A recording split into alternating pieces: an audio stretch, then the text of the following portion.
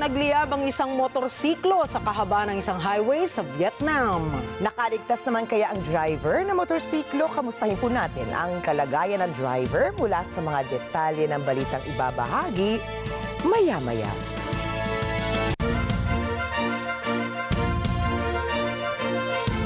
Magandang gabi. Ako po si Ricky Mathay. Ako si Nina Richie Alago Flores. Ito ang mata ng Agila International. Para naman sa mga headlines ngayong araw ng Huwebes. Bilang ng tambay na Pinoy, bumaba sa 1.63 million nitong Disyembre. Maximum suggested retail price sa karneng baboy pinag-aaralan ng Agriculture Department.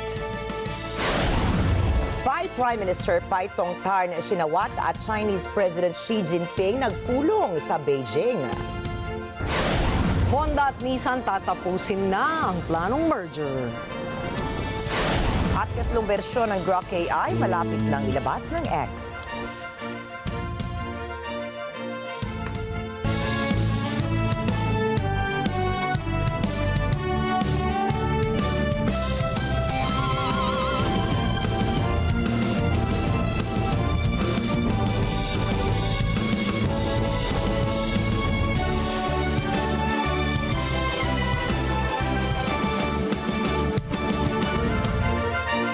Bumaba po ang bilang ng mga tambay o yung mga walang trabaho sa Pilipinas noong December 2024 ayon po yan mismo sa Labor Force Survey ng Philippine Statistics Authority o PSA.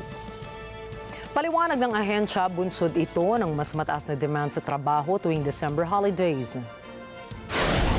Iniulat naman ni National Statistician Dennis Mapa na bumagsak sa 1.63 milyon ang bilang ng mga Pilipinong walang trabaho, edad 15 pataas. Mas mababa ito sa naitalang 1.66 million noong November 2024. Kaakibat nito ay bumaba ang unemployment rate ng Pilipinas sa 3.1% mula sa 3.2% noong November 2024. Sa buong 2024, may estimated na 1.94 million ang bilang ng mga Pilipinong walang trabaho kung saan ay mas mababa ito kumpara sa 2.19 million na naitala noong 2023. Target namang magpatupad ang Department of Agriculture ng tinatawag pong maximum suggested retail price sa karneng baboy. Katulad rin ng ginawa sa imported rice para mapanatili umano ang patas na presyo ng mga ito sa merkado. Inihayag ni Agriculture Assistant Secretary Arnel de Mesa na masusing pinag-aaralan pa ng ahensya kung magkano ang itatakdang presyo ng maximum SRP at kailan ito maipatutupad. Kahit anya nakarecover na ang industriya ng baboy mula sa African swine fever outbreak noong third quarter ng taong 2024, nananatiling mataas pa rin ang presyo nito sa mga pamilihan. Batay naman sa datos ng Agriculture Department, pumapalo sa 480 pesos ang presyo kada kilo ng liempo at 420 pesos ang presyo kada kilo ng pige. Nilinaw din ni De Mesa na kahit nasa 220 hanggang 240 pesos ang farm gate price ng karneng baboy, ay umaabot naman ito sa 450 hanggang 460 pesos kapag ibebenta na sa palengke, na isang pahayag anya ng hindi makatarungang pagtakda ng presyo. Na-recover ng National Bureau of Investigation na NBI ang higit pang mga pinaniniwalaang spy equipment mula sa condominium unit ni Deng Yuanqing, ang Chinese national na inaresto dahil sa umano'y pagkakasangkot sa isang espionage operation sa Pilipinas. Nasamsam ng mga otoridad ang iba't ibang device katulad ng laptop, computer, external drive, router at modem na posibleng nagamit para sa remote access at data extraction. Ayon kay NBI Special Task Force Executive Officer Marlon Marcelo, na-recover din sa unit ng Chinese national ang mga IDs, pasaporte at deposit slips na may bawat transaksyon ay nasa halagang ₱1,000,000. Sasailalim naman sa forensics investigation ng mga nakumpiskang kagamitan para matukoy ang kapabilidad nito sa intelligence gathering. Si Deng at mga kasamahan nitong dalawang Pinoy ay inaresto noong January 17 sa loob ng isang sasakyan na naglalaman ng mga high-tech devices na hinihinalang ginamit sa espionage. Minomonitor umano nila ang mga lokasyon ng mga kampo ng militar at ilang Enhanced Defense Cooperation Agreement sites sa buong Pilipinas. Nag-alok ang South Korean Embassy sa Pilipinas ng 18 slots para sa mga Pilipinong aplikante sa ilalim po yan ng 2025 Global Korea Scholarship Program. Layo ng programang itong bigyang oportunidad ang mga dayuhang estudyanteng makapag-aral sa mga universidad sa South Korea. Simula February 5 hanggang March 1, tatanggap ang Korean Embassy ng mga aplikasyon para sa graduate degree programs sa ilalim ng Embassy Track. Saklaw po ng scholarship na ito ang 1 taong Korean language training, 2 taon para sa master's degree, 3 taon para sa doctoral program o 6 na buwan hanggang 1 taon para sa research studies. Wala namang babayaran ang mga matatanggap na aplikante katulad ng tuition fee, Korean language fee at iba pa dahil bahala na umano ang gobyerno ng South Korea sa pagpondo nito. Para sa karagdagang impormasyon ay maaaring bisitahin ang website ng Korean Embassy. Pinalawig ni Pangulong Ferdinand Marcos Jr. ng 4 na buwan ang termino ni Philippine National Police Chief Police General Romel Francisco Marbil. Epektibo ito sa February 7, 2025 na siyang araw din ng pagreretiro ng police official. Ayon sa memorandum na nilagdaan ni Executive Secretary Lucas Bersamin, inaprubahan ng Pangulo ang pagpapalawig ng serbisyo ni Marbil kahit lampas na siya sa mandatory retirement age na 56. Mula rito ay nagpasalamat si Marbil sa tiwalang ibinigay ng Pangulo at nangako itong gagamitin niya ang dagdag na panahon para higit pang pagbutihin ang paghahanda para sa May 12 midterm polls. Sa ilalim kasi ng Executive Order No. 136 Series of 1999, may kapangyarihan ng Pangulo na pahabain ang serbisyo ng kanyang mga itinalagang opisyal kahit lampas na sa retirement age. Si Marbil ay ika-30 PNP Chief at miyembro ng Philippine Military Academy sa Bisig Class of 1991. Tinugis naman ng Manila Police District ang isang gusali sa Barangay 310, Maynila kung saan umano'y ginagawa at inililimbag ang mga peking persons with disability o PWIDs. Nalaman ng pulisya na ang ginagawang mga peking PWD ID ay may pirma ng mga alkalde mula sa Quezon City, Maynila, Pasig, Muntinlupa at Angat sa Bulacan. Nadiskubre rin ng pulisya ang isang computer at printer na ginagamit sa fabrication ng peking ID. Sa investigasyon ng otoridad, naglalaro sa 3 hanggang 6,000 piso kada araw ang kita ng mismong tagagawa ng peking ID. Habang nasa 100 hanggang 500 piso naman ang kada araw na kita ng isang fixer.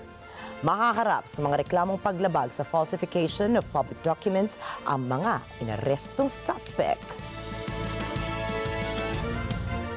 Ipinaliwanag ni Pangulong Ferdinand Marcos Jr. na walang choice ang House of Representatives maging ang Senado kundi proseso ang Articles of Impeachment o AOI laban kay Vice President Sara Duterte. Kasunod dito ay pinabulaanan din ng Pangulo na may basbas siya sa pag-usad ng reklamong impeachment. Anya, ginawa lamang ng Kamara ang constitutional mandate nito na intransmit ang AOI sa Senado.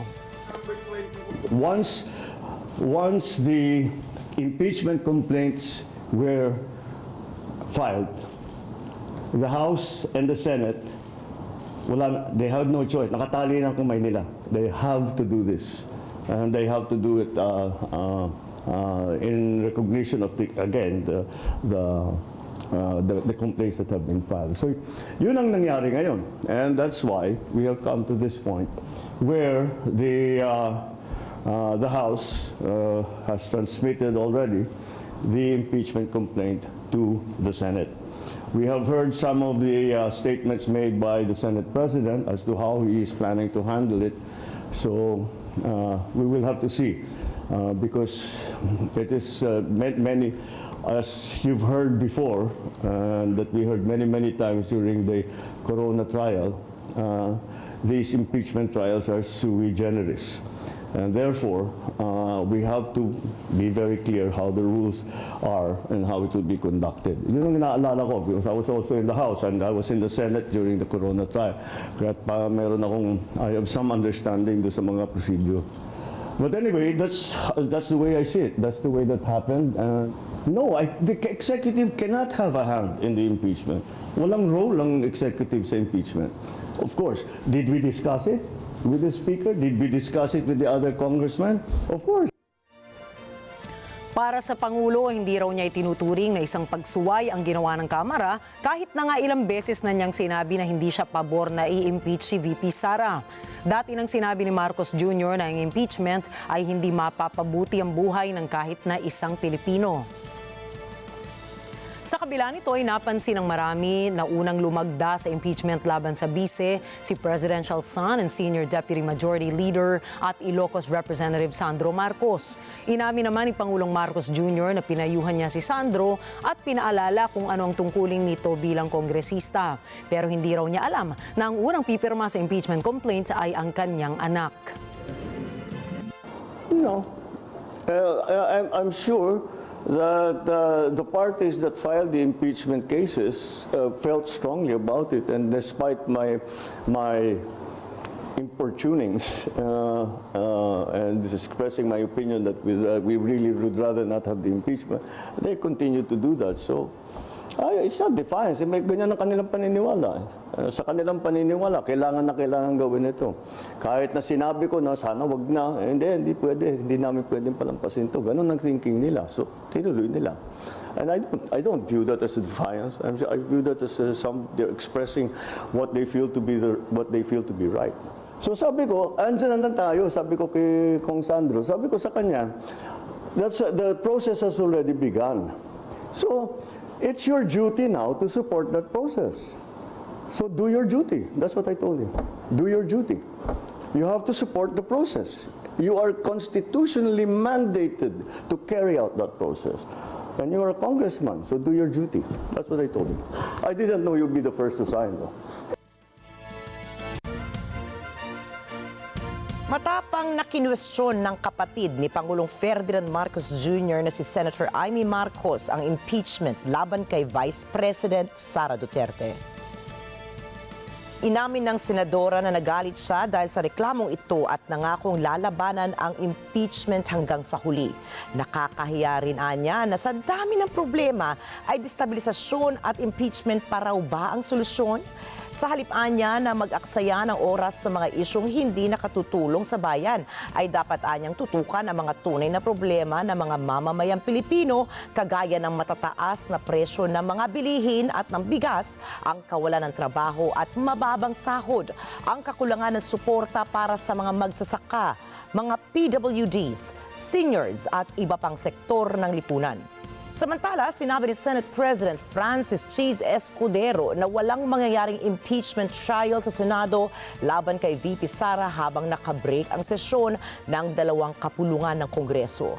Hindi rin anya sila maaaring mag-convene bilang impeachment court at manumpa bilang mga judge habang naka-recess ang Kongreso.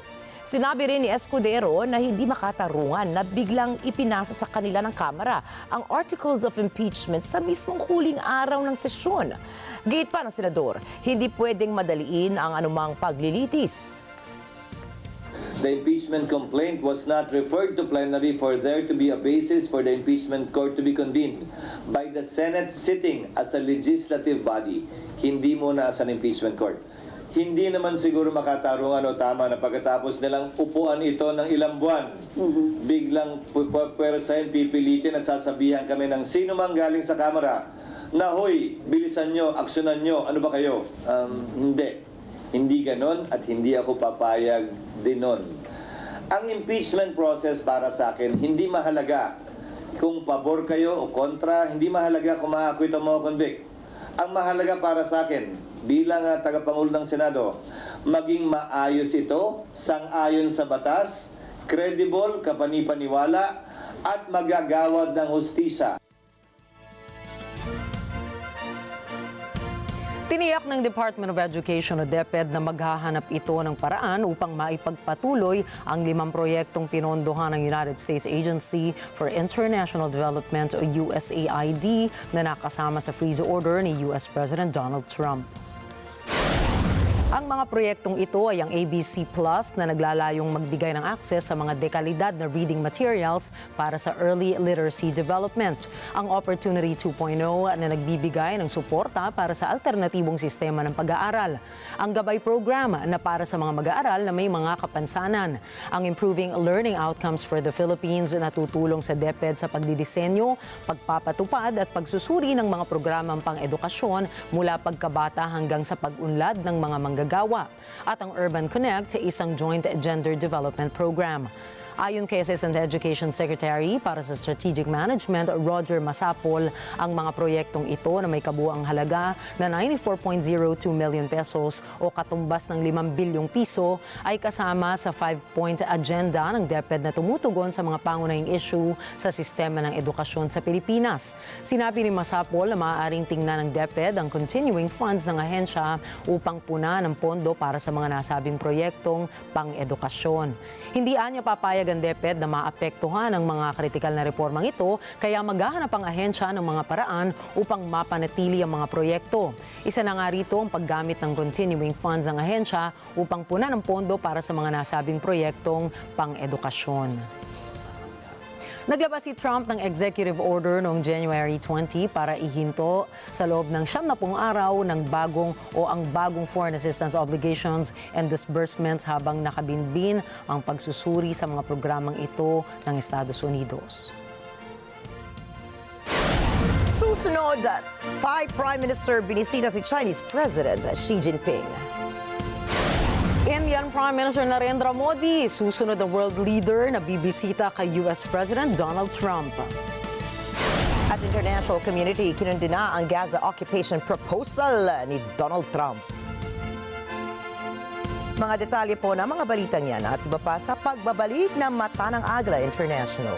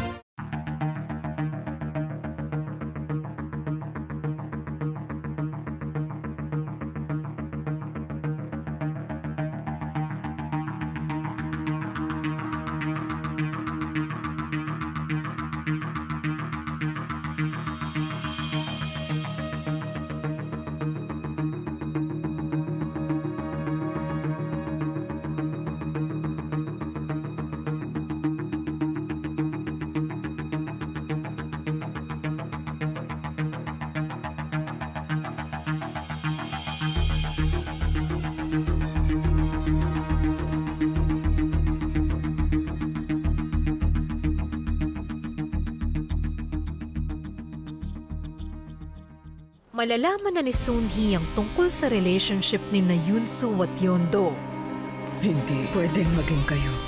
Hindi ko matatanggap. At ang mga sinisikreto ni Jong-e. Gusto mo mag-hello ako kay Sukyo? Bakit hindi niyo po sila bigyan ng pagkakataon? Hindi si Hyondo ang issue, kundi si Tesu. Marami ang maapektuhan. May gusto akong itanong tungkol kay Yunso. House of Bluebird. Gabi-gabi, 8:30 p.m. sa NET25. Let's get together sa NET25. Sa NET25.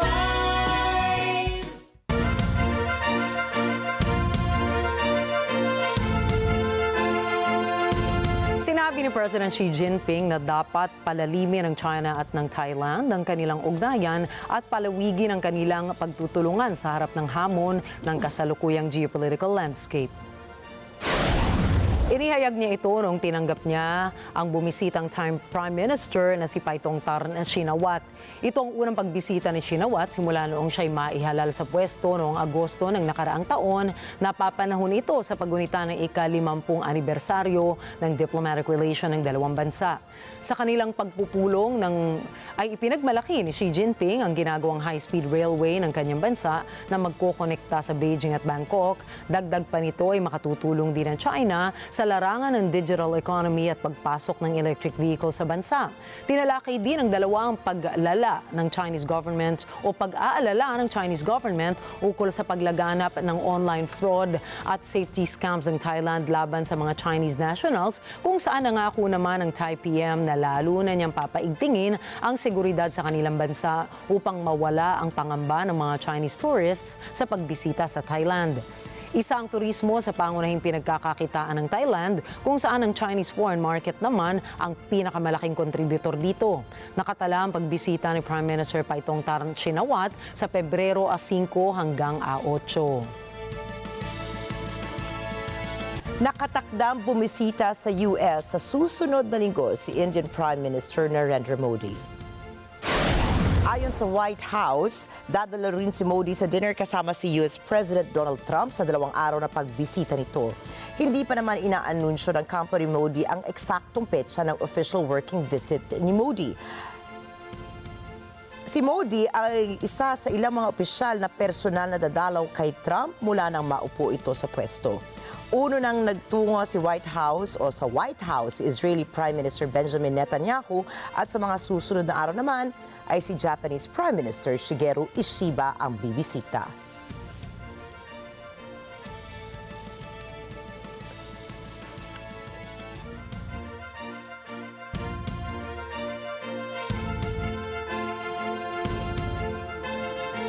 Umani ng magkahalong reaksyon ang naging pahayag ni US President Donald Trump na handa nilang i-take over ang Gaza.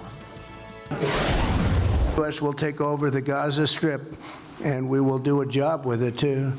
We'll own it and be responsible for dismantling all of the dangerous unexploded bombs and other weapons on the site, level the site and get rid of the destroyed buildings, level it out, create an economic development that will supply unlimited numbers of jobs and housing for the people of the area. Sinang-ayunan naman siya ng bumibisitang Prime Minister na si Benjamin Netanyahu, kung saan sinabi nitong ito ang unang magandang ideya na narinig niya ukol sa kinabukasan ng Gaza at mga Palestino. Iginiit niya na hindi naman ito matatawag na ethnic cleansing dahil malaya namang bumalik ang mga Palestino sa kanilang lupain kung kailan nila gusto. But Trump's entry into the White House gives enormous backing to those who wish to see Iran's aggression rolled back, Iran never having a nuclear weapon, and that affects the entire region. It elevates the spirit of Israelis, it elevates the spirit of all those who want to see a different Middle East, a prosperous and peaceful Middle East. I think it changes the global equation. It definitely changes the equation in the Middle East. Una na itong kinundina ng mga kilalang katunggali ni Trump sa BRICS kagaya ng mga bansang Brazil, Russia at China, kung saan sinasabi nilang ang Gaza ay para sa mga Gazans. Iginiit nilang mas importante ang pagpapairal ng isang two-state solution sa naturang teritoryo at obligasyon ng Estados Unidos na tumulong sa pagre-rehabilita ng nasabing lugar dahil sa kanilang partisipasyon sa nangyaring giyera. Урегулирование на Ближнем Востоке может состояться только на двухгосударственной основе. Это тот тезис, который закреплен в соответствии с безопасностью ООН. Это тот подавляющее большинство стран, имеющих отношение к этой проблеме. И мы исходим из него, мы также его поддерживаем, мы считаем, что это единственный возможный вариант. 中方始终认为，8人制8是加沙战后治理的基本原则。我们反对针对加沙民众的强制迁移，希望有关各方以加沙停火和战后治理为契机，推动巴勒斯坦问题重回以两国方案为基础政治解决的正确轨道，实现中东的持久和平。Nenhum país, por mais importante que seja, pode brigar com todo mundo todo tempo. Então não tem sentido o presidente dos Estados Unidos se reunir com o presidente dos Estados Unidos, de Israel, o Netanyahu, e dizer, olha, nós vamos ocupar Gaza, e vamos recuperar Gaza, e vamos morar em Gaza, e os palestinos vão para onde? Aonde que eles vão viver? Qual o país deles? Maging si United Nations spokesperson Stephen Dujarric ay binatikos ang pahayag na ito ni Trump kung saan sinabi niyang mas lalong pinapalala pa ang mga problema. Mahalagaan niya na sumunod na lamang sa itinakda ng international law at iwasan ang anumang ethnic cleansing. Nagbabala rin ang United Nations Human Rights Office na ang puwersahang paglipat o pagpapaalis sa mga tao mula sa occupied territory ay isang paglabag sa international law. Nararapat na isulong na lamang ang ceasefire para tuluyang mahinto ang kaguluhan. The Secretary General will say that the search for solutions, we must not make the problem worse.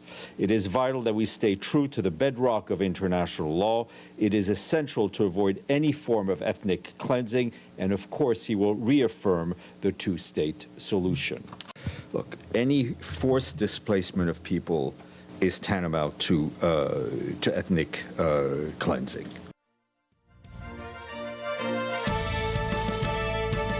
Umalma ang Palestinians, Arab states at European nations sa suhestyon ni Pangulong Donald Trump ng pag-angkin ng Estados Unidos sa Gaza Strip. Gayon din sa plano nitong patirahin sa ibang lugar ang Palestinians. Si Sakmar po para sa karagdagang mga detalye. Matindi ang pagtanggi ng Palestinians gayon din ng mga estado sa Arabia at Europe sa balak ni US President Donald Trump ukol sa hinaharap ng Gaza. Sa isang press conference kasama si Israeli Prime Minister Benjamin Netanyahu noong Martes, sinabi ni Trump na nais niyang okupahan ng US ang Gaza at i-relocate ang Palestinians sa ibang lugar.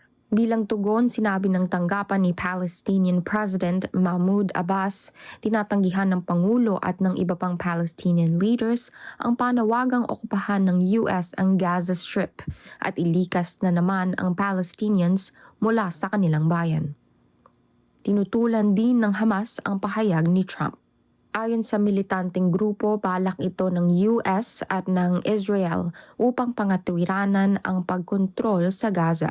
Sinabi ni Turkish Foreign Minister Hakan Fidan na ang mukahing relocation ni Trump ay hindi katangga-tanggap.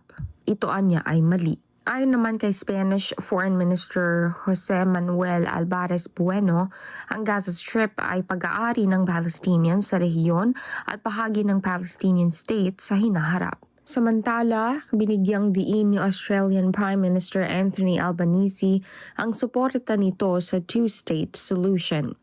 Ayon naman kay UK Prime Minister Sir Keir Starmer, dapat payagang makabalik sa kanilang tahanan at makabangon muli ang Palestinians. Anya, suportado rin ng UK ang two-state solution. Nagbabala ang French Ministry of Foreign Affairs na ang puwersahang pagpapalipat sa Palestinian population ay seryosong pagsasalansang sa batas internasyonal. Tutol din ang Germany sa proposal ni Trump. Subalit sa kabila ng pagkondena ng iba't ibang lider sa mundo, sinabi ni Trump na nagustuhan ng lahat ang plano nito. Hindi sinabi ng Pangulo kung sino-sino ang ibig niyang sabihin.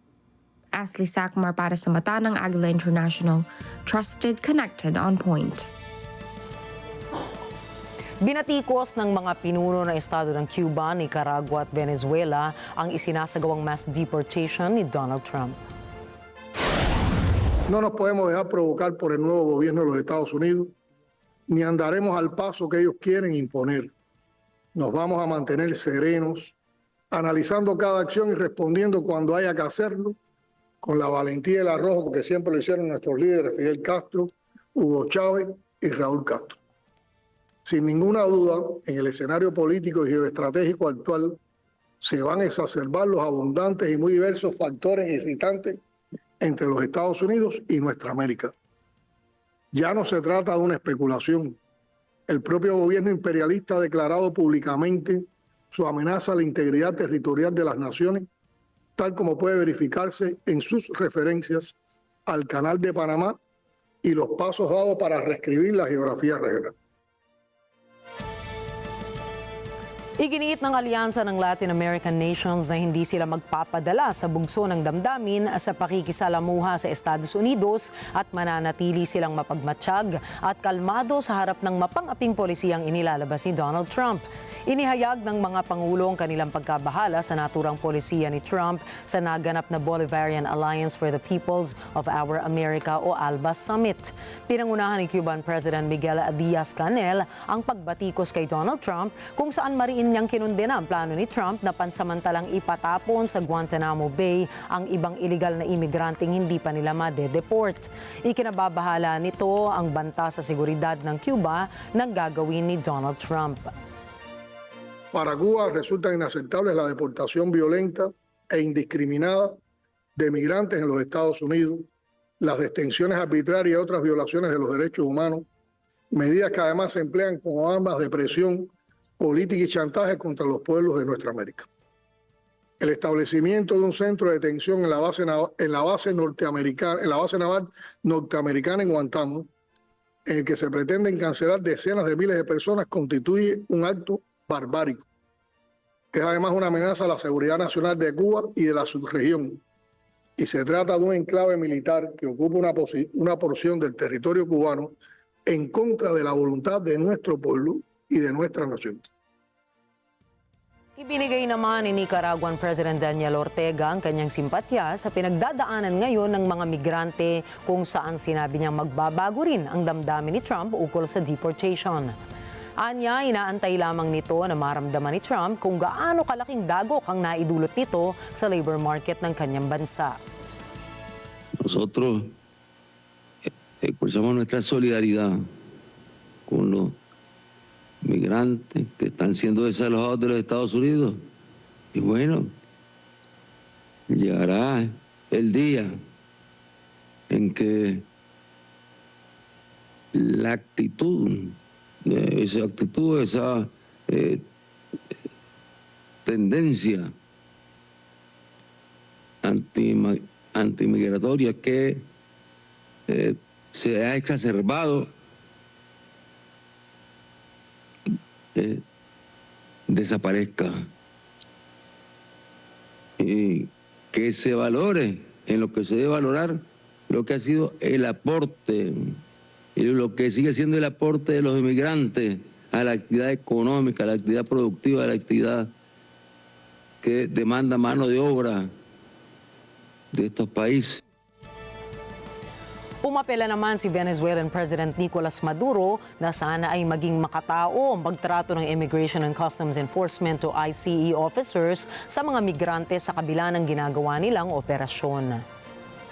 Están las propuestas que hay sobre migración, respeto al migrante nuestro americano, respeto a sus derechos humanos, cumplimiento de los estándares internacionales para su regreso seguro, protegido, en el caso que fuese necesario a nuestros países.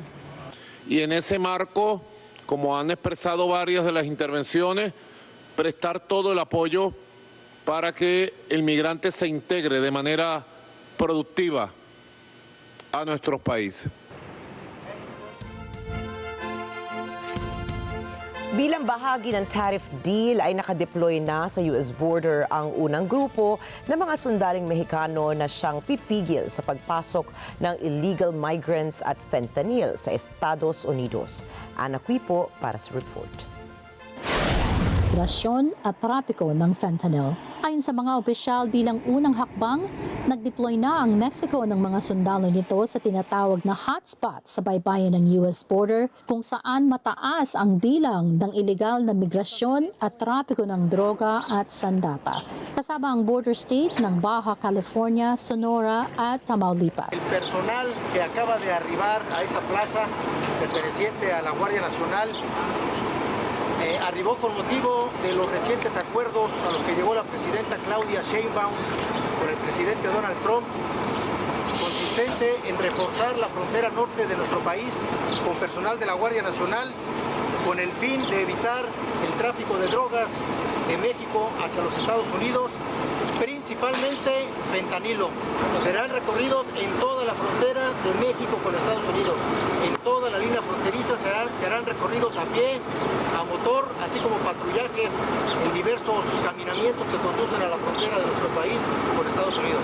Ang planong mag-deploy ng 10,000 Mexican soldiers ay pagtupad sa kasunduang inanunsyo noong Lunes kung saan inihinto ni US President Donald Trump ang bantang 25% taripa sa mga angkat mula Mexico. Ana Cui para sa Mata ng Agila International, trusted, connected, on point. Sa kabila ng plano ng Trump administration na okupahin ang Gaza, hindi pa nito sinusubukang magpadala ng mga sundalo sa nasabing teritoryo. Si Anjo Milano para sa balita. Noong Miyerkules, kinumpirma ng White House na wala pang plano si Pangulong Donald Trump na maglagay ng US troops sa Gaza. Ito ay sa kabila ng proposal ng Pangulo na US takeover sa Palestinian enclave. Ayon kay White House Press Secretary Caroline Leavitt, naniniwala si Trump na kailangan makialam ang US sa pagbangon ng Gaza upang tiyakin ang katatagan ng rehiyon. Subalit hindi ito nangangahulugan gagastusan ng US ang pagtatayong muli sa teritoryo ni ang magpadala ng mga sundalo sa lugar. The president has not committed to putting boots on the ground in Gaza. He has also said that the United States is not going to pay for the rebuilding of Gaza. His administration is going to work with our partners in the region to reconstruct this region. And let me just take a step back here, because this is an out-of-the-box idea. That's who President Trump is. That's why the American people elected him. And his goal is lasting peace in the Middle East for all people in the region. Dagdag ni Leavitt, marapat na tanggapin pansamantala ng mga bansa sa rehiyon ang Palestinians habang dumadaan sa rekonstruksyon ang Gaza. Made it clear that he expects these nations in the region to step up and to accept Palestinian refugees who will be temporarily relocated for the rebuilding of Gaza. As for whether Prime Minister Netanyahu was aware before the president's remarks, he was indeed. I wasn't present for that reaction. But again, this is something the president has been socializing and thinking about for quite some time. Anjo Milano para sa Mata ng Agila International. Trusted, connected, on point. Kinuwestiyon naman ng mga demokratiko mambabatas na mga walang access sa US Treasury Department ang pagkakaroon ng access ng bilyonaryong si Elon Musk sa payment system ng ahensya. Narito pong report ni Rosel Feria. Ayon sa isang opisyal, binigyan ng read-only access ng Treasury Department sa payment systems nito si Elon Musk na hepe ng Department of Government Efficiency. Sa isang liham sa Kongreso, sinabi ni Treasury Department Principal Deputy Assistant Secretary Jonathan Blum na ang access na ibinigay kay Musk ay parang ang mga ibinibigay sa mga individual na nagsusuri ng Treasury systems tulad ng auditors. Anya, sinusunod nito ang pag-iingat sa integridad ng mga sistema at proseso ng kalakalan. Samantala, sumali sa isang protesta si Democratic Senator Elizabeth Warren ng Massachusetts. Sinabi nitong nangungolekta na si Musk sa mga ginastos niya sa eleksyon ni Pangulong Donald Trump. In the building behind me, Elon Musk is seizing power from the American people. We are here to fight back. Ayon kay Democratic Representative Maxwell Frost ng Florida, hanap nila ang kasagutan kung bakit nasa kamay ni Elon Musk na hindi naman ibinoto ng bayan ang sensitibong impormasyon ng mga mamamayan. We are here today as elected members of Congress. We're here today because an unelected billionaire and his team have been given full and unfettered access to our taxpayer money and our government. We just tried to enter the Treasury building as members of Congress, and we will, because we need to provide oversight to Elon Musk and his team. We don't know what they're doing behind these closed doors. The people deserve transparency. The fact that an unelected billionaire has all your private information is a problem. Una nang tinanggihan ng isang career Treasury official na si David Lebrick ang tangkang ito ni Musk. Pinag-leave si Lebrick at kalaunay nagretiro. Ayon sa mga ulat, noong Biyernes, ibinigay na nga ni Treasury Secretary Scott Bessent sa grupo ni Musk ang access sa sistema. Ipinapadala ng sistema ang higit sa $6 trillion kada taon na bayad para sa federal agencies. Laman nito ang personal na impormasyon ng milyon-milyong taga-Amerika na tumatanggap ng benepisyo mula sa Social Security payments, tax refunds at iba pang bayad mula sa gobyerno. Rosel Feria para sa Mata ng Agila International, trusted, connected, on point. Susunod, 10 katao patay matapos magbarilan sa isang eskwelahan sa Sweden. Condonese merger mabubuwag na.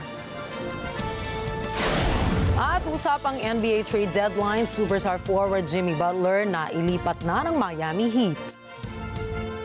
Iba pang detalye ng mga balita sa pagbabalik ng Mata ng Agila International.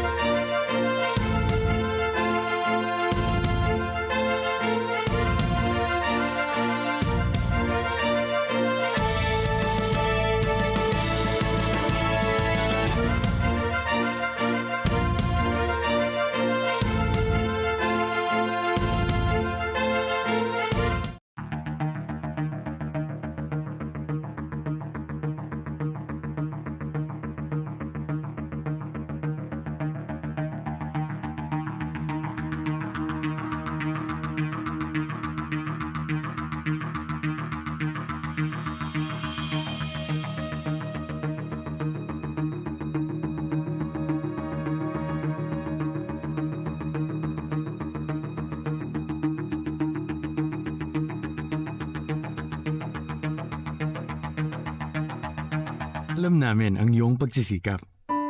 Dama namin ang iyong mga sakripisyo. Kita namin ang pagharap mo sa bawat pagsubok. Kaya sa kabila ng mga hamon ng buhay, nandito kami para umalalay. Kasi katulad mo, gusto rin namin ang magandang bukas para sa kanya. Hatid namin ang dekalidad na edukasyon at makabagong pasilidad sa abot kayang halaga. Kaya huwag ka nang mangamba. Sasamahan ka namin tuparin ang mga pangarap niya.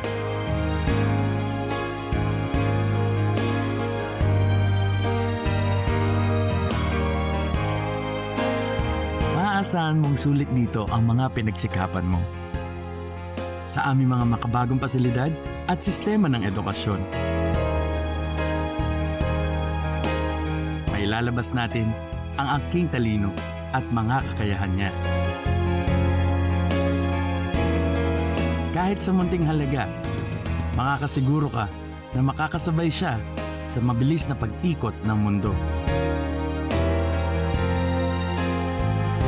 Sa new era, karamay mo kami sa bawat hamon. Kaagapay mo kami sa bawat hakbang. Kasama mo kami sa bawat ngiti at tagumpay.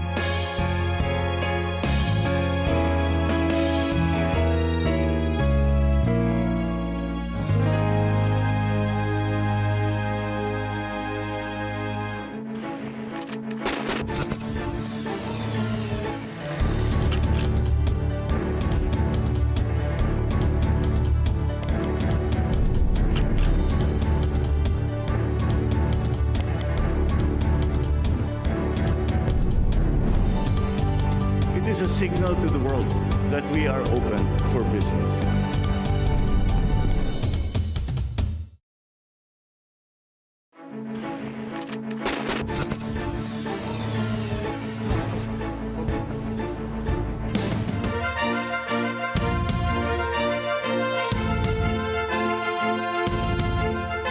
Tumama ang pakpak ng isang Japan Airlines plane sa buntot naman ng isang Delta airplane sa Seattle-Tacoma International Airport. Ayon sa lokal na ulat, naganap ang insidente bandang 10:15 ng umaga. Kinumpirma naman ng mga otoridad na walang nasaktan mula sa collision, subalit nagdulot ito ng delay sa mga flight schedules. Ligtas na transfer sa ibang aircraft ang mga pasahero ng Delta Air Flight. Inaalam na ng mga airport authorities ang dahilan ng collision ng dalawang aircraft. Isang driver sa Vietnam ang nakaligtas sa isang road accident matapos magliyab ang sinasakyan nitong motorsiklo. Mula sa nakalap na dashcam video, mapapansin na may dalang mga lobong driver ng motor nang sumadsad ito sa island ng kalsada. Dito na tumagilid ang motor at nasunog ang mga lobo. Paliwanag ng mga eksperto dahil sa friction at helium na laman ng lobo kung kaya't lumiyab ang motorsiklo. Samantala, nagtamo naman ng mga gasgas sa ilang bahagi ng katawan ng driver.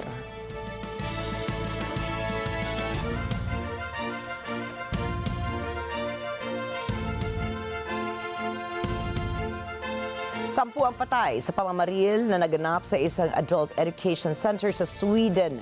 Ang trahedyang ito ang sinasabing pinakamalalang pag-atake na naganap sa bansa. Ayon po yan sa Prime Minister at isang napakasaklap na araw. Jonah Malyari po para sa report. Ang pamamaril na ikinamatay ng 10 katao ay naganap sa bayan ng Örebro na 200 kilometro ang layo sa Stockholm, Sweden, sa Risbergska School for Adults. Ang eskwelahang ito ay para sa mga hindi nakatapos ng formal na edukasyon o hindi nakakumpleto ng grado upang makapagpatuloy sa mataas na paaralan. Nasa campus ito kung saan may mga estudyante rin na naninirahan. Sinasabing ang gunman ay isa sa mga nasawi. Ayon sa kapulisan, patuloy ang paghahanap sa mga posibleng naging biktima rin ng pamamaril. Hindi pa malinaw ang motibo ng gunman. Ayon kay Police Chief Roberto E. Forrest, 10 ang kumpirmadong patay, subalit hindi pa tiyak kung may iba pang biktima.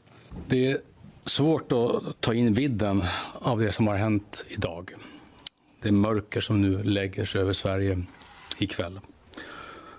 Det är med bottenlös sorg som vi har tagit emot beskedet från polisen att ett 10-tal personer har dödats och flera har skadats i en skolskjutning i Örebro. Det som bara inte får hända har nu hänt även i Sverige. Ani Forrest, tila mag-isang umakto ang gunman at sa kasalukuyan hindi nila pinaniniwalaan na terorismo ang motibo nito. Isinalaysay ng isang saksi ang kanyang karanasan at kung ano ang kanilang ginawa habang wala pang dumarating na mga otoridad. Vi har idag sett ett brutalt dödligt våld mot helt oskyldiga människor. Det här är den värsta massskjutningen i svensk historia. Ännu saknas väldigt många svar. Och jag kan inte ge de svaren heller. Men det kommer en tid när vi får veta vad som har hänt, hur det kunde ske och vilka motiv som kan ha legat bakom. Gunnar, med detta öppnar vi för frågor. Samantala, sinabi ni Swedish Prime Minister Ulf Kristersson na ang trahedyang ito ang pinakamalalang mass shooting sa kasaysayan ng bansa. Det är svårt att ta in vidden av det som har hänt idag. Det mörker som nu lägger sig över Sverige ikväll. Det är med bottenlös sorg som vi har tagit emot beskedet från polisen att ett 10-tal personer har dödats och flera har skadats i en skolskjutning i Örebro. Det som bara inte får hända har nu hänt även i Sverige. Vi har idag sett ett brutalt dödligt våld mot helt oskyldiga människor. Det här är den värsta massskjutningen i svensk historia. Ännu saknas väldigt många svar. Och jag kan inte ge de svaren heller. Men det kommer en tid när vi får veta vad som har hänt, hur det kunde ske och vilka motiv som kan ha legat bakom. Jonah Malyari para sa mata ng Agila International. Trusted, connected, on point. Tinutugis na ng Ohio Police ang isang di pa nakikilalang person of interest dahil sa pamamaril na ikinasawi ng isang tao at ikinasugat naman ng 5 pang individual. Agad na itinakbo sa ospital ang mga biktima ng shooting habang patuloy na sinusuyod ng mga otoridad ang pinangyarihan ng krimen para kumalap ng mga ebidensya. Lumilitaw kasi sa investigasyon ng insidente ay isang targeted type of attack. Samantala, tumanggi si New Albany Police Chief Greg Jones na magbigay ng komento kung may motibo ang naturang person of interest, ngunit kumukuha na nila sila ng search warrants para formal na mag-imbestiga.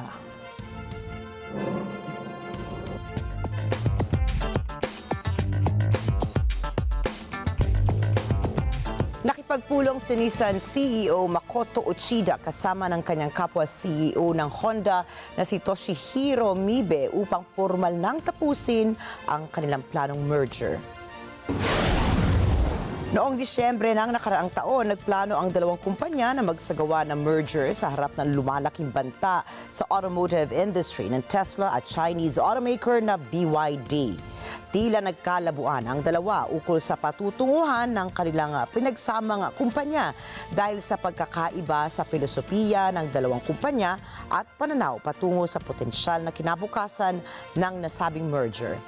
Nagkalabuan din ang negosasyon noong sabihin ng Honda na nais silang gawing subsidiary company ang Nissan brand. Nakatakdang formal na umatras ang Nissan sa Memorandum of Understanding ng mga kumpanya sa board meeting na isasagawa na sa susunod na linggo. Sa mga Japanese automaker brands, ang Toyota ang pinakamalaki na sinusundan naman ng Honda at ng Nissan.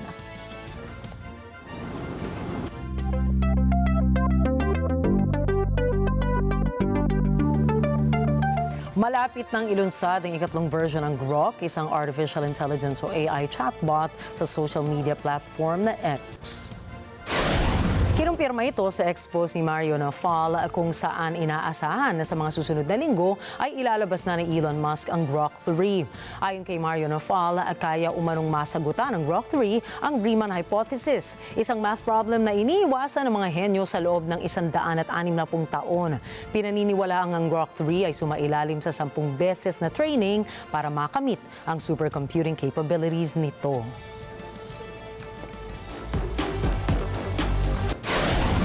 Susunod, isang vintage na Mercedes-Benz na ibenta sa isang auction. Movie theater para sa indigenous people binuksan sa Brazil. At abangan ang iba pang mga istorya pagdating ni Alma Angeles at ng Mata ng Agila World News. Abangan po ang pagbabalik pa rin ng Mata ng Agila International.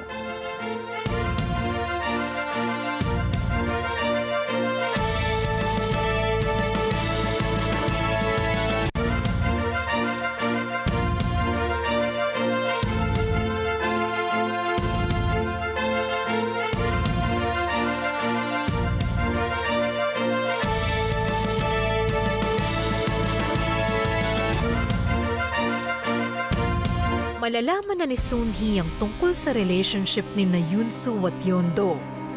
Hindi pwedeng maging kayo. Hindi ko matatanggap. At ang mga sinisikreto ni Jong-e. Gusto mo mag-hello ako kay Sukyo? Bakit hindi niyo po sila bigyan ng pagkakataon? Hindi si Hyondo ang issue, kundi si Tesu. Marami ang maapektuhan. May gusto akong itanong tungkol kay Yunso. House of Bluebird. Gabi-gabi, 8:30 p.m. sa NET25. Let's get together sa NET25. Sa NET25. House of Bluebird. Gabi-gabi, 8 p.m. Dito lang sa NET25. Let's get together sa NET25. Sa NET25. Kumalat online kung ano siya dati. Parang hinukay ang deepest secret sa loob ng puso niya. Kahit tagilid ang image ni Elaine, todo pa rin ang support ni Gino. Mas mabuting bitaw mo na si Elaine Chen. Pinangako ko kay Jessica na hindi siya maalis. Gagawin ko yun. Pero kahit nagiging close na ulit sina Gino at Jessica. Hanggat Hindi pa kayo tunay na magkarelasyon ni Gino. Hindi ako susuko. Hello, my shining love. Weeknights, 9 p.m. on NET25.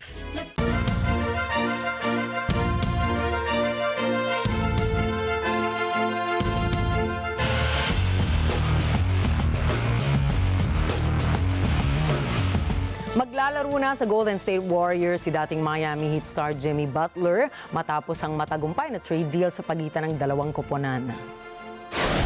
Kapalit ni Jimmy si NBA champion Andrew Wiggins at ang bagong pasok na guard na si Dennis Schroeder. Kasama rin sa deal ang bench si Kyle Anderson at isang protected first-round pick. Ang matagumpay na trade ay bahagi ng 5-team deal na kinabibilangan ng Utah Jazz, Detroit Pistons at Toronto Raptors. Sa kabuuan, mapupunta si Butler sa Golden State habang mapupunta naman si Wiggins at PJ Tucker sa Miami. Si Dennis Schroeder ay mapupunta sa Utah habang sa Toronto Raptors naman maglalaro ang bench player na si Kyle Anderson. Sa Detroit, mapupunta ang shooter na si Lindsey Waters kasama ang Heat bench player na si Josh Richardson. Maliban sa trade, tuluyan ding pumirma si Butler ng 2-year extension sa Golden State na nagkakahalaga ng $121 million. Ito ay magtatagal hanggang sa 2026-2027 season. Sa loob ng pananatili ni Butler sa Miami, nagawa niyang madala ang kanyang koponan sa NBA Finals ng 2 beses. Sa kabilang dako, naging malaking tulong din sa Golden State ang presensya ni Wiggins, daan upang maibulsa nila ang pinakahuling kampyonato noong 2022. Si Wiggins ang nagsilbing starting forward sa playoff run hanggang sa mismong championship.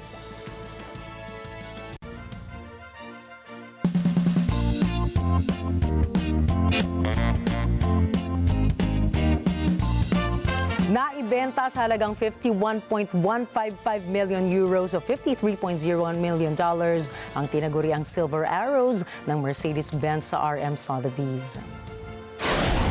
Dahil dito ay tinuring itong pinakamahal na Formula 1 car na naibenta sa auction. Ang sasakyan kasi na ito ay ginamit ni 5-time world champion Jose Manuel Fangio sa Buenos Aires Grand Prix taong 1955. Ayon kay Mercedes-Benz Heritage CEO Marcos Abreu-Chivert, ang Silver Arrows ay may 8-cylinder engine at 295 horsepower na kayang tumakbo sa bilis na hanggang 300 km per hour. Anya, bilang isang streamliner ang Silver Arrows, meron itong magandang aerodynamics kaya mabilis itong tumakbo noong kapanahunan nito. Agad namang natapos ang kasikatan ng nasabing sasakyan matapos ang Le Mans 24 hours disaster noong 1955 din na pumatay ng 84 katao. At para naman bigyan ng kaaliwan ang mga local sa Brazil ay binuksan sa komunidad ng Inhabe ang Manaus na unang movie theater nito. Ayon sa Ministry of Culture at Federal Government sa Brazil, tinawag ang proyekto bilang Cine All Day o Community Cinema sa Ingles. Layon po ng proyektong iparanas sa mga indigenous people ng Brazil ang cinematic feeling kahit sila pa ay nakatira sa mga liblib na lugar. Sa unang screening ng proyekto ay ipinalabas ang 8 indigenous short films. Higit pa rito ay inilabas din ang isang documentary na nasa direksyon ni Thais Kokama, isang indigenous producer at creator ng Cine All Day Project. Ayon kay Kokama, mula sa proyekto na kanilang sisimulan ay nais niyang bigyang oportunidad ang mga indigenous people na maging protagonists o yung mga bida naman ng kanilang istorya ng buhay. A gente ter hoje uma sala de cinema indígena é que a gente está tendo a oportunidade de ser protagonista da nossa própria história. A gente tem pessoas indígenas já atuando no audiovisual, sendo ator, fazendo roteiro. Então a gente vai estar empoderando essa nova geração a estar fazendo o mesmo trabalho e continuando pelos nossos ancestrais. At narito po kami para maghatid ng balita saan mang dako ng mundo. Muli ako po si Ricky Matay. Ako si Nina Richie Alago Flores, ito pa rin ang mata ng Agila International. Para naman po sa iba pang mga balitang nanggaling din sa iba't ibang panig ng mundo, punta tayo kay Alma Angeles para sa mata ng Agila World News. Take it away, Alma.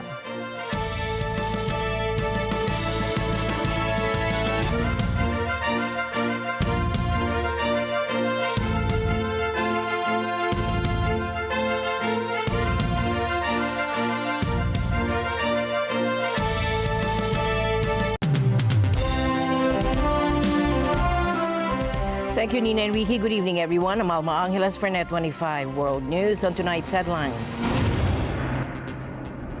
U.S. and Gaza fallout after President Trump declares the U.S. will take control of the Gaza Strip, floating the idea of a Middle East Riviera and suggesting Palestinians may have to relocate. But is the White House backing away from putting troops on the ground? Federal job cuts, the administration eyeing deeper reductions to the federal workforce, including possible cuts at the CIA and within the intelligence community. And Seattle runway collision, a close call at Seattle-Tacoma International Airport. 2 planes clip wings while taxiing. And the news starts now.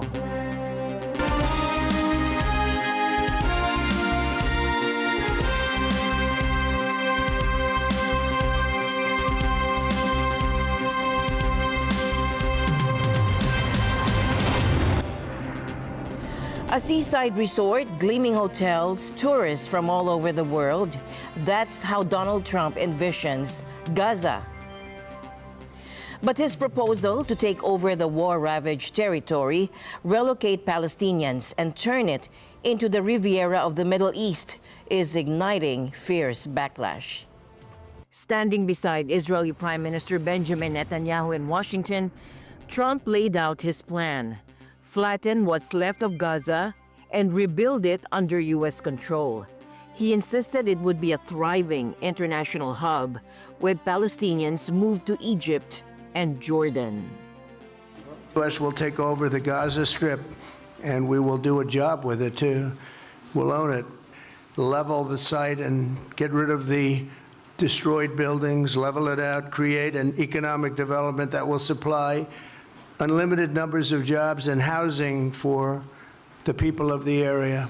I do see a long-term ownership position, and I see it bringing great stability to that part of the Middle East and maybe the entire Middle East. And everybody I've spoken to, this was not a decision made lightly. Everybody I've spoken to loves the idea of the United States owning that piece of land, developing and creating thousands of jobs with something that will be magnificent in a really magnificent area that nobody would know. Nobody can look because all they see is death and destruction and rubble. And I don't want to be cute. I don't want to be a wise guy, but the Riviera of the Middle East, this could be something that could be so this could be so magnificent. But here's the reality. Gaza is no blank slate. It's home to more than 2 million people, many of whom have already been displaced by war. Once a 30-minute drive from end to end, now much of the Strip is unrecognizable. Over 60% of its buildings have been damaged or destroyed. For those who have lost everything, Trump's vision isn't a dream. It's a nightmare. About Trump's call to resettle Palestinians in Jordan, Egypt, or any other Arab or Islamic country, we also heard of Indonesia in the past. Neither the Arab countries nor the Palestinians will accept it. How can a Palestinian who holds the Palestinian nationality and whose ancestors died on this soil go to Egypt, Jordan, or any other country? This is rejected and it will not pass on the Palestinians. Governments across the world, including Egypt, Jordan, and Germany, the United Nations and human rights groups call it ethnic cleansing. In the search for solutions, we must not make the problem worse. It is vital to stay true to the bedrock of international law. It is essential to avoid any form of ethnic cleansing. There is no power on earth that can remove the Palestinian people from our ancestral homeland, including Gaza. Well, my first reaction was that's Trump being Trump. There's no way in hell that this thing is going to work. It involves too many moving parts. It involves ethnic cleansing of Palestine, of Gaza. It involves the American commitment of troops. It involves violations of international law. It involves the Palestinians renouncing their entitlement to the land on which they are. So it's just not going to work. Even in Washington, some lawmakers have pushed back. It is very clear that what the president talked about would make our country less safe. An invasion of U.S. troops into Gaza would not make Americans more safe. It would make Americans a target. His press secretary later clarified no U.S. troops would be involved, But Trump sees American leadership as key to stabilizing the region. The president has not committed to putting boots on the ground in Gaza. He has also said that the United States is not going to pay for the rebuilding of Gaza. His administration is going to work with our partners in the region to reconstruct this region. And let me just take a step back here, because this is an out-of-the-box idea. That's who President Trump is. That's why the American people elected him. And his goal is lasting peace in the Middle East for all people in the region. What President Trump announced yesterday is the offer, the willingness of the United States to become responsible for the reconstruction of that area. But Netanyahu and some of Trump's allies support the plan. But the actual idea of allowing first Gazans who want to leave, I mean, what's wrong with that? They can leave, they can then come back, they can relocate and come back, but you have to rebuild Gaza. If you want to rebuild Gaza, you can't have, this is the first good idea that I've heard. It's a remarkable idea. And I think it should be really pursued, examined, pursued, and done, because I think it will create a different future for everyone. Well, it was amazing. Amazing what we saw yesterday. I mean, Donald Trump in Washington, in fact, show us how you can draw a new Middle East, but this time a realistic Middle East. Not those dreams, I mean, this Alice or Arafat in Wonderland that we had for 3 or 4 decades, I mean, in which you could think that you would bring back terrorists to the region or just beside us. And in fact, you might even give them a Nobel Prize and everybody will be happy forever after. No. Here, you kill the bad ones and you do peace with the good ones. And this time you really draw a new Middle East. And this president is amazing. And Donald Trump, I'm not ashamed to say, here in Israel, I mean, you know, in my party or anywhere, if you would come here, I mean, and we have elections, my God, you and Netanyahu, equal. You'll both win. And Trump has a strong sense of right and wrong. And it's clear to him who's in the right and who's in the wrong. There's no room for terrorism. There's no room for killing innocent people. And I think that Trump is a very strong presence in the world in general, and specifically in the Middle East. And I think if anybody can bring a sense of stability to the Middle East, it'll be Trump. Well, he's setting the bar high. He's setting the bar very, very high. He wants to move everybody out of Gaza. I think that's an ideal, because Gaza is not helping anybody. The people from Gaza they're suffering, we're suffering, and the world is suffering. And I think he's got the right idea. How to implement it is a different story. But if anybody can do it, it'll be Trump. With Gaza in ruins and the war still ongoing, Trump's plan raises more questions than answers. Could it further escalate tensions? What happens to the people already there? And is this the end of hopes for a two-state solution? One thing is clear, Trump's proposal has set off a firestorm and the world is watching. And tonight, a stunning development at America's premier intelligence agency. The CIA is going through what might be its biggest ever shakeup ever. And here's the bombshell. Every single employee has just received a buyout offer. That's right. From analysts to operatives, they're all facing a choice. Take 8 months' pay and walk away, or roll the dice and possibly face layoffs down the road. The numbers here are eye-opening. While the exact headcount is classified, we're talking about roughly 20,000 employees. And this isn't happening in a vacuum. It's part of a larger push by the Trump administration to reshape the federal government. But here's where it gets interesting. The CIA isn't just any government agency. We're talking about the organization that tracked down Osama bin Laden, that's been America's eyes and ears around the globe since 1947. And now, under new director John Ratcliffe, it's facing a dramatic transformation. Let me share with you what Ratcliffe himself said about this. I will unapologetically empower the most talented, hardest working, and most courageous risk takers and innovators to protect the American people and advance America's interests. And I will not tolerate anything or anyone that distracts from our mission. Strong words, but here's the catch, and this is crucial. Ratcliffe gets to decide who stays and who goes. Some of these operations are so classified, They can't just be handed off. Some have been running for years, and certain personnel, they might be too valuable to let go. The CIA has always been a paradox, an agency that works in the shadows but shapes world events. From the Cold War to the War on Terror, they've been there. Critics are raising red flags, warning that expertise might take a backseat to political loyalty. Supporters say it's about time for a clean slate. But here's the burning question. What happens to America's intelligence capabilities during all this?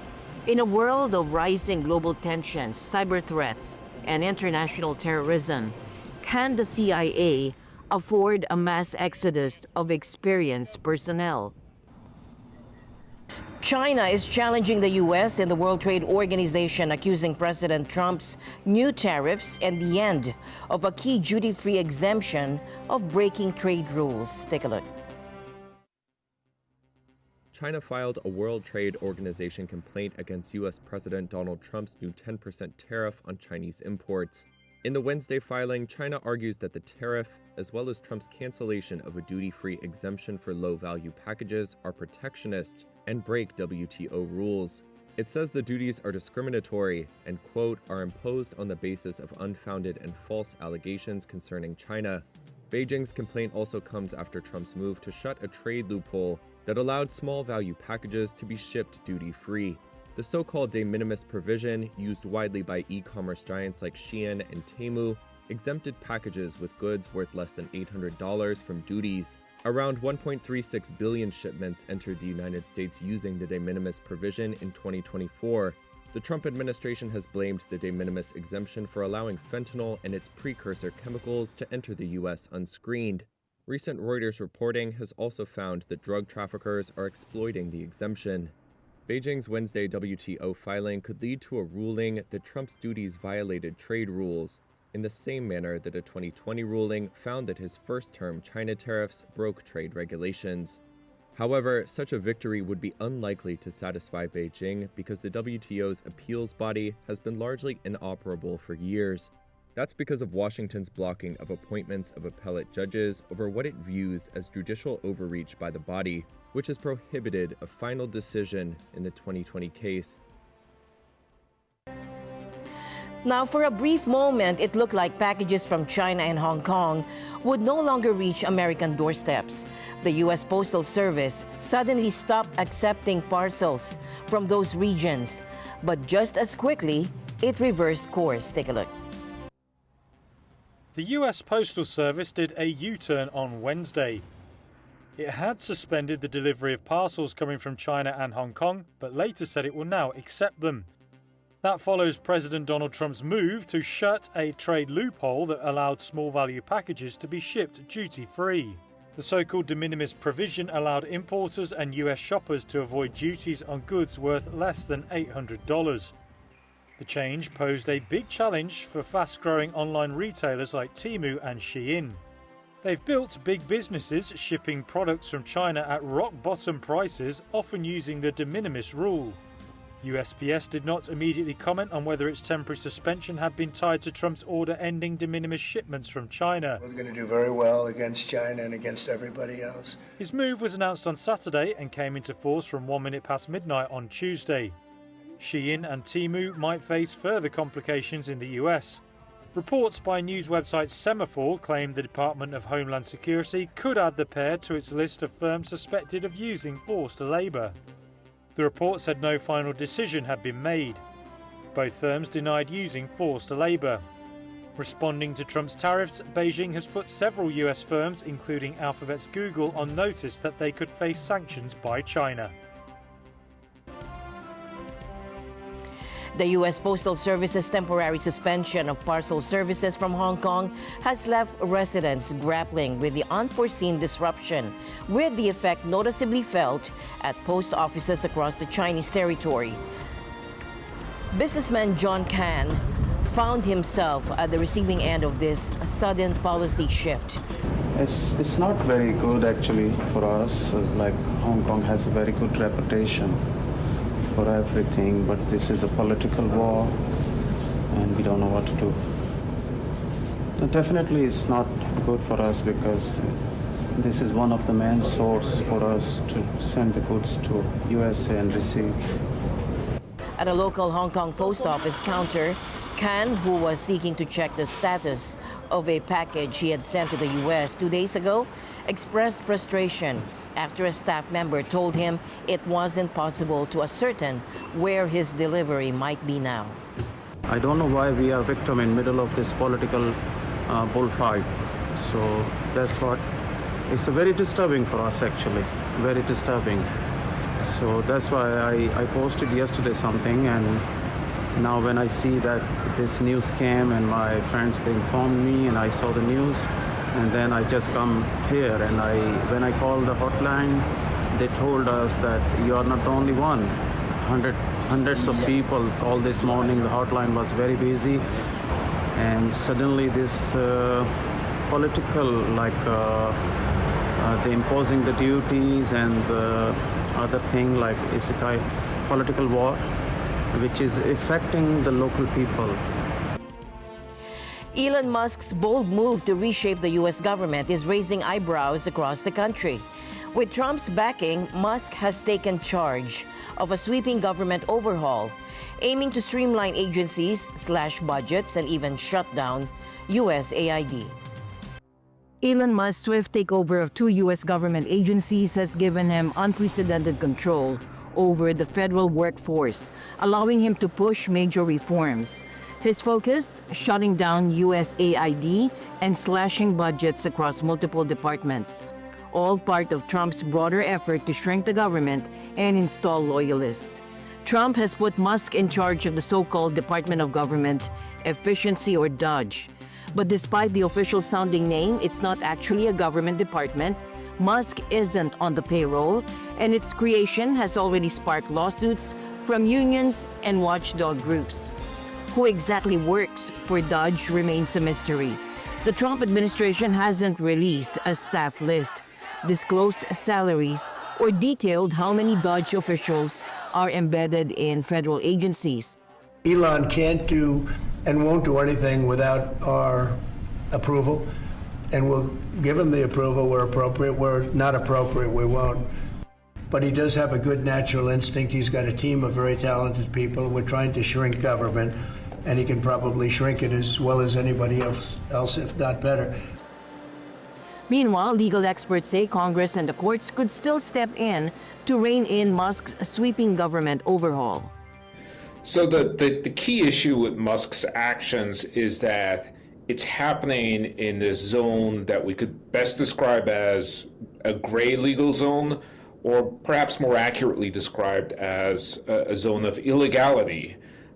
So he is effectively shutting down an American government agency. That requires an act of Congress.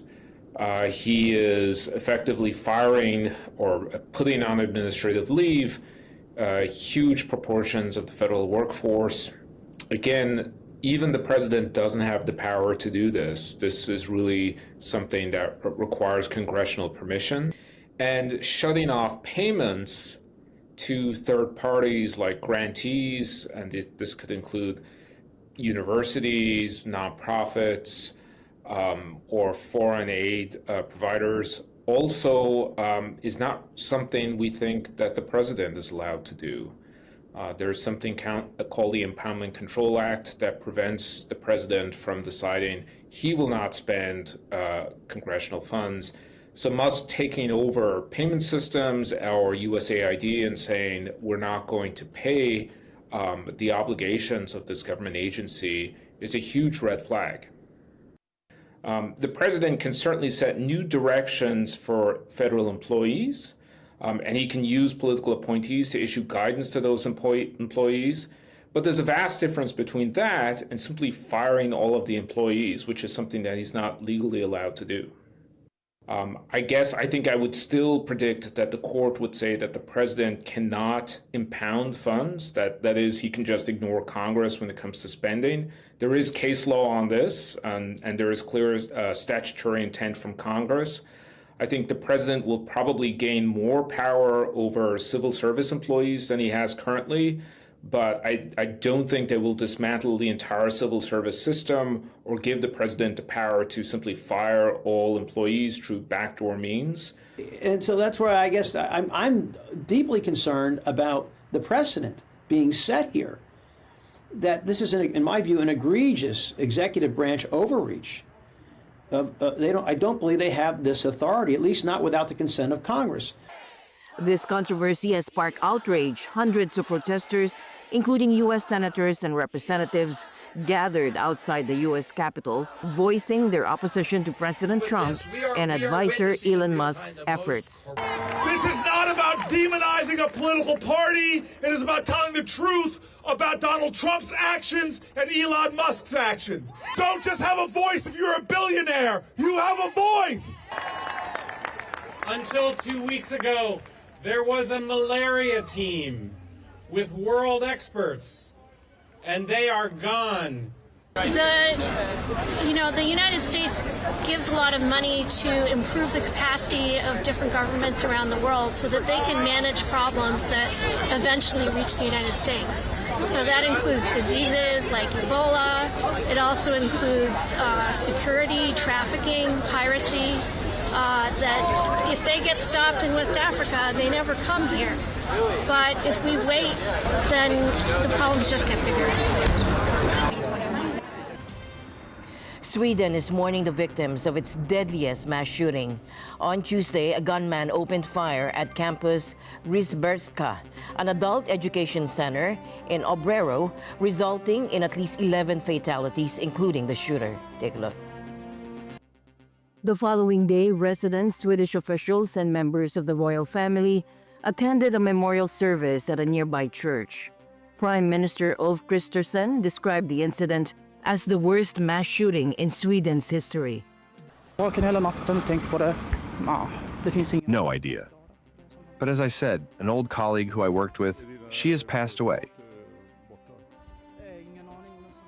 Then I don't know the rest. But they say it's 10 who have passed away. They have not come out with anyone or anything, so no one knows.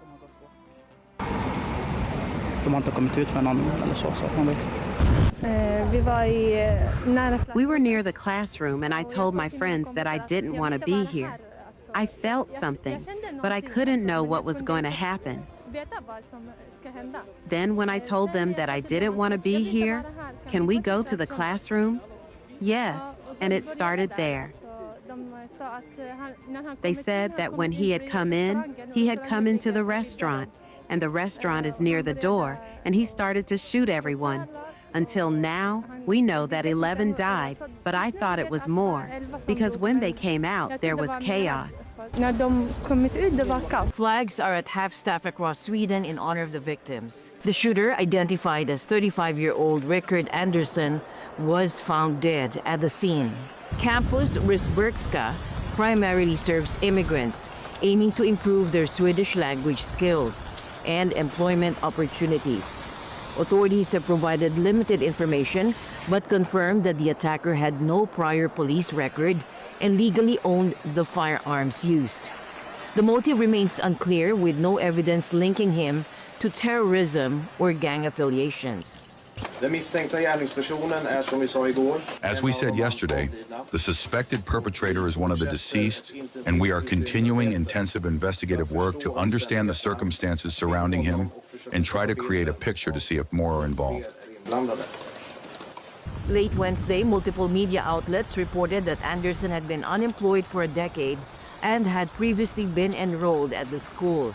Some reports indicate he shouted racist remarks during the attack. Obrero's mayor stated that the city is in shock and urged patience as investigations continue. Meanwhile, King Carl Gustaf and Queen Sylvia gathered to honor the deceased. A close call at Seattle-Tacoma International Airport. No injuries, but plenty of shock after a Japan Airlines jet clipped the tail of a parked Delta plane while taxiing. The Federal Aviation Administration says it's investigating the incident, which happened in an area not controlled by air traffic. Airport officials confirmed the JAL aircraft struck the Delta jet's tail and say they're working with both airlines to get passengers off safely. JAL says all 185 passengers and crew on board Flight 68, which had just arrived from Narita, are safe. But a passenger on the Delta flight described the moment, saying, "We were parked and then felt a big skid. The JAL plane sliced through our rudder with their wing." A video posted on social media shows the wing of the JAL plane wedged into the Delta's jet tail. A dramatic scene, but thankfully, no one was hurt. And the news continues here on NET25. We'll be right back.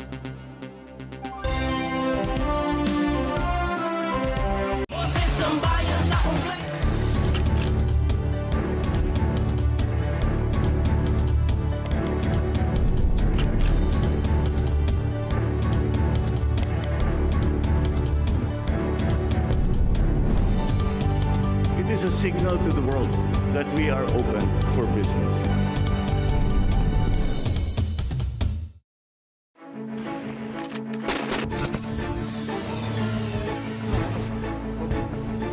Po kami tuwing Sabado at Linggo 8 to 9 a.m. Dito lang yan sa NET25. Ito ang tahanan. Ako po si Ate Sherilyn.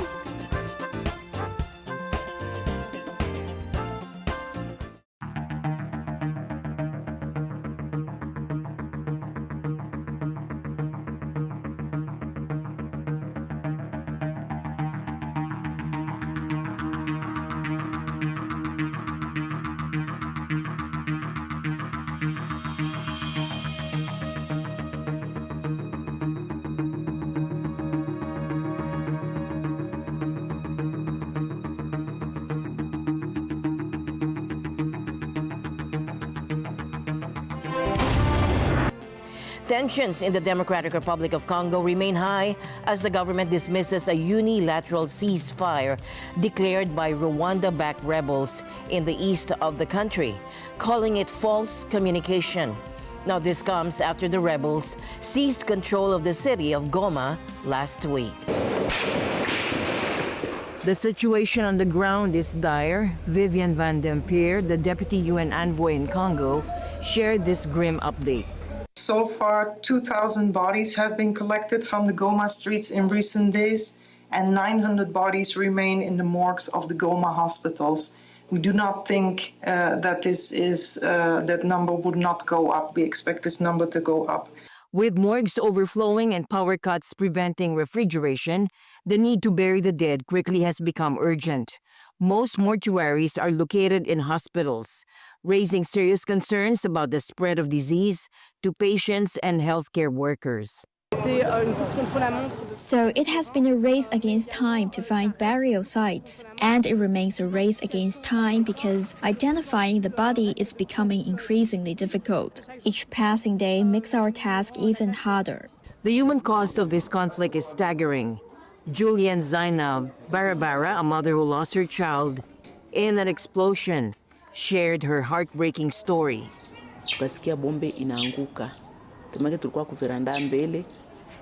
We were at home when we heard an explosion. We were on the front veranda and didn't know where it had landed. The children we thought were inside were actually outside. They were hit by bomb shrapnel. The oldest, who was 15, managed to call their older sister, who was in the kitchen. When she arrived, she screamed loudly. So we ran there and found the child on the ground bleeding.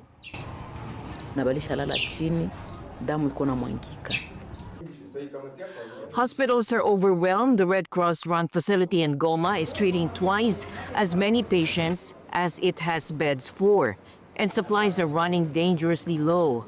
Inside the room, we found bullets or shrapnel that had destroyed the walls. If someone had been there, they would have died. Despite reports of sporadic shooting and looting, civilians are slowly returning to Goma. However, with over 500,000 displaced by the fighting, the scale of the humanitarian crisis is still unfolding.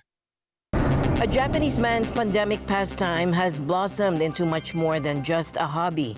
With vegetable prices hitting record highs, his backyard garden is now helping feed his family and inspiring thousands online. Take a look. 37-year-old Kazuki Nakata carefully tends to his plants in the small yard outside his home in Kawasaki, Japan. What started as a hobby during the COVID-19 pandemic has become a valuable source of fresh produce for his family as he grows his own vegetables. Cabbage prices in Japan made headlines this month in Tokyo, soaring to 1,000 yen, or nearly $6.50, around the average minimum hourly wage. The staple crop is one of many items driving up the cost of living in a country with stagnant wages. As the cost of living rises, Nakata's family feels the financial benefits of homegrown food more than ever. I didn't start out with my family's finances in mind, but when I think of how much it helps with the household budget now that prices are going up, I'm glad I got into this hobby. In 2023, Nakata left his job at an electronics store to focus on growing vegetables.